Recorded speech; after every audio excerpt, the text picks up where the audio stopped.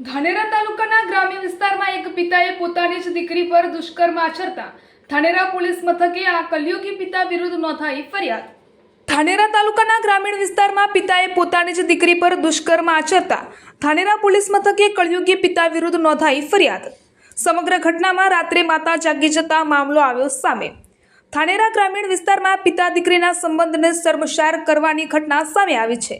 ગ્રામીણ વિસ્તારમાં મોડી રાત્રે પોતાની જ દીકરી પર દુષ્કર્મ આચરતા સગા બાપને તેમની જ પત્ની જોઈ જતા સમગ્ર મામલો સામે આવ્યો છે। જે ઘટના માતાની સામે થઈ હોવાથી માતા પોતાની દીકરીને લઈને ધાનેરા પોલીસે સમગ્ર આપવીતી કહેતા ધાનેરા પોલીસે પણ ઝીણવટભરી પૂછપરછ કર્યા બાદ આરોપી પિતા વિરુદ્ધ ધાનેરા પોલીસ મથકે BNS કલમ 64(2) F65(1) 351(3) અને પોસ્કો કલમ 3 અને 4 મુજબ ગુનો નોંધી આરોપી પિતાની અટકાયત કરી હતી। 7 સંતાનના પિતાએ મોટી દીકરી પર દુષ્કર્મ આચરતા સમગ્ર પથકમાં હાહાકાર મચી ગયો હતો। અહીંયા મહત્વની વાત તો એ છે કે આ આરોપીનો અગાઉ ઇતિહાસ પણ ગુનાહિત છે।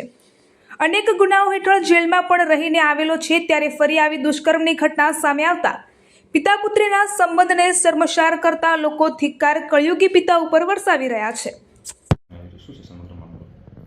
ધાનેરા પોલીસ સ્ટેશનના ધાખા ગામે મેલાભાઈ માજી રાણા નામના વ્યક્તિએ પોતાની જ દીકરી ઉપર દુષ્કર્મ આચરેલું હતું, જે ખૂબ જ હિંસક પ્રકારનો ગુનો હોય પોલીસે તાત્કાલિક ભોગ બનનારની ફરિયાદ લઈ અને આરોપીને તરત જ ઝડપી લઈ અને જેલના સળિયા પાછળ મોકલી આપેલ છે।